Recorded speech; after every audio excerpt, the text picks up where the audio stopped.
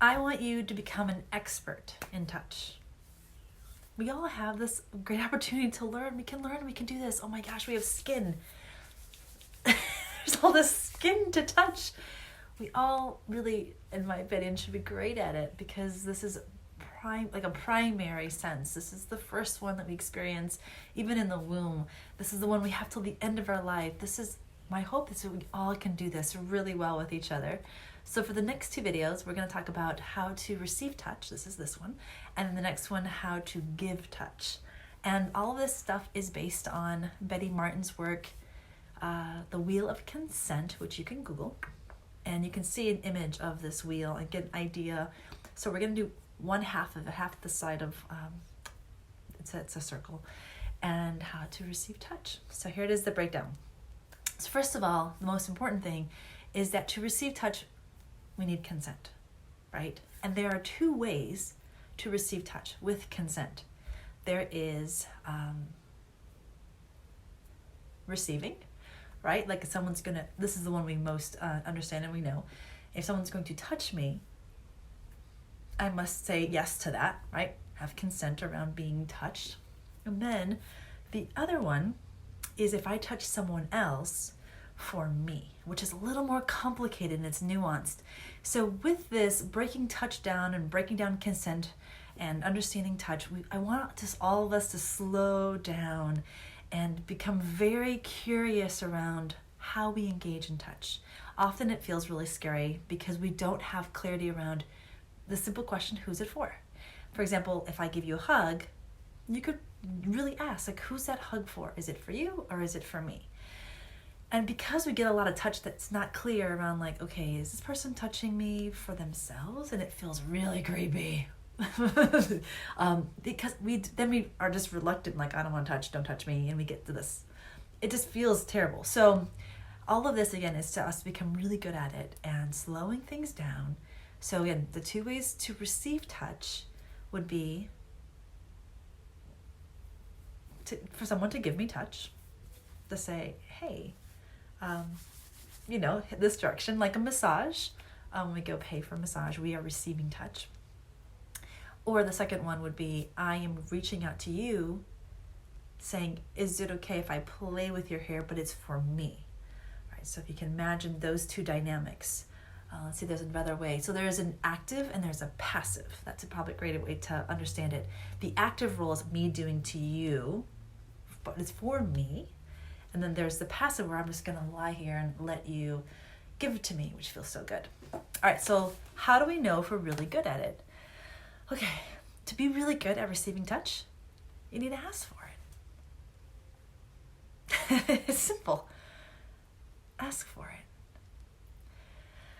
And that's like really scary for a lot of people. Like, I don't want to ask for it. Can't my partner just know? Or can't my friends just know what I like? Can't they just do it? You're not very good at receiving touch if you can't talk about it, if you can't ask for it. And it's really, before you can ask, what do you need? You need to know who you are, and you also need to know what you want. So it's okay to put your desires first. To be really good at receiving touch, you have to believe that you are worth something, that you're worth lots of things, that you deserve to feel good in the body you have, the body you own. That matters. It really matters that you can embody this, your skin and your hands and your touch. That it's okay for you to live in the body you have. So then it's like, okay, I know who I am. I know what I want. What I want is, again, someone to play with my hair, or how about wash my hair, or to put pressure on my forehead, or my, like, that feels good, or give me a back rub. All of that feels awesome. We need more of that in the world, I think. That's what I want, right? Okay, and it's okay to want what you want. Now, you may not always get it, right? Because we haven't got to the consent piece yet. So after that, then ask. Just say, hey, may I put my head in your lap and would you play with my hair? Whew, that might be difficult for some of you. It's really vulnerable. It's risky. What if they say no, right? Which is a whole other video. They say no. How to manage that? All right, so there's two ways of asking. I just offered you one, saying, may I, ... May I, did I demonstrate that? Maybe I didn't. Actually, I'm thinking now, I maybe haven't. So let me go back.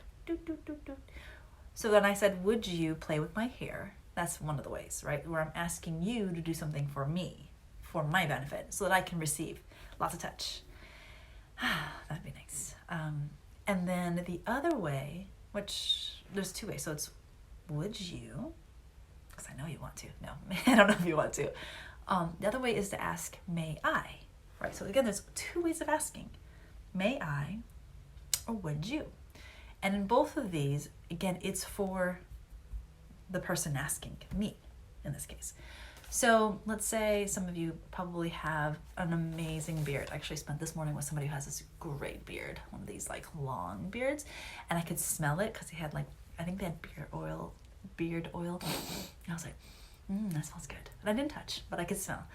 And I wanted to say, like, may I play with your beard? Like, I could have asked. We were eating and I didn't want to get my hands dirty, but we could have asked. I could have asked. And to get really into there and be like, ooh, but who is that for? Now, they may like it. I'm not going to deny that. They may have loved it. Been like, this is the best thing ever. But it's not for them. It's for me. It's clear. I'm asking, may I do this for me? It's okay to receive. It's okay. With consent, it's perfect. It's great. Like, I encourage it. Ask. Now, I said there's two ways to be really good at this. Receiving touch. One, asking for what you want. And two, respecting the limits of the person that's giving to me. So for example, if I go to this is a gentleman, may I play with your beard for me? Because it's for me. What they could have said is, yes, and now I need to respect the limits, right? Yes, and please don't pull on it. You can like scrunch it up. I mean, he brushed it, so it looked nice. He's like, okay, it's all right. I don't mind losing the whatever, this look. He can bunch it up, but don't pull on my beard. Now, what makes me a really good receiver is understanding, respecting the boundaries that have been put on me, which again, that's as it should be. First, again, the two ways to be really good at receiving is knowing what you want, knowing what those desires are, putting those first, and then respecting these limits. And so had they said that, I'd be like, absolutely, I won't pull on it. And that makes me really good. Because there's consent. And all right, why I think we really struggle with receiving, especially the one where it's I'm taking, right? That's the actual word for it. I'm taking touch for myself, is because most of us are doing things like this without consent. So if I say, if I don't ask someone, may I touch your beard, and I just go up to someone and grab their beard, what have I done? That could be assault. That could be groping. Could be like I would be considered a perpetrator. And that's where the shadow, that part of outside of consent, and I think why a lot of us are really resistant to touch and really resistant even to asking for something for ourselves, because we often only see taking touch as seen as, as stealing, right? Stealing touch, taking without permission. But again, it can be consensual. We can ask, right? And of course we can hear no as well.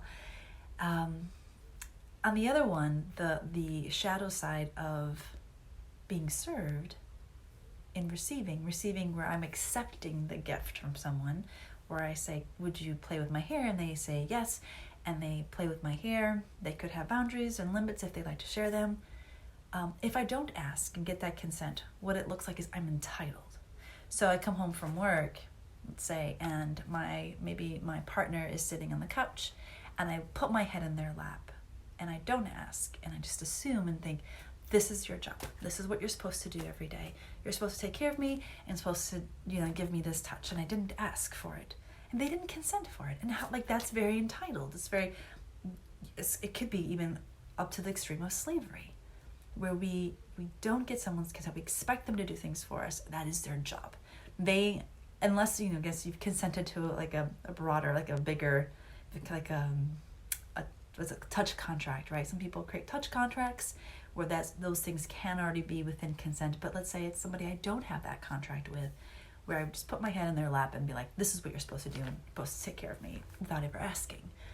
That's the shadow. Again, that's why we often sometimes can be afraid of asking for what we want, because we often think of people that ask for what they want, they're creepy or they're entitled, or and because we're really on the other side, which next video when we talk about how to be a really good giver, the givers have a hard time saying no or putting limits and boundaries, and so they do things out of obligation, which again we'll talk about later. So to sum up, to become a really good receiver of touch, ask for it.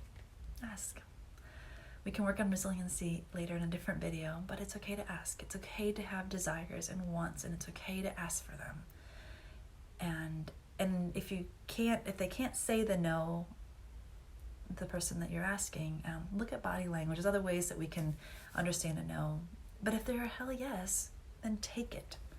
Take that from them. Respecting the limits of your person. If you know that they may not like certain things, it's okay. They can set limits with what they're willing to give to you. 2 ways of asking. May I? Will you? Simple. Just check in with yourself. If it's for you, if you want something for you, start with either may I or will you. And it's okay to touch. It's okay to touch but with consent, right? It's okay to create a culture for yourself around you, family, friends, your community, where it's consensual. And there's also sort of a side piece with a power differential. If you're wanting to touch your boss, that's going to be more complicated. Think about the people that you might want to touch that are at the same level with you and not in a place where they're maybe a subordinate. Like if it's your employee, like that's going to be much more complicated. That's not in this realm that we're talking about here. Okay, I think I'm done for that. So next video, how to be a great giver, because I know a lot of you like that too. So love you.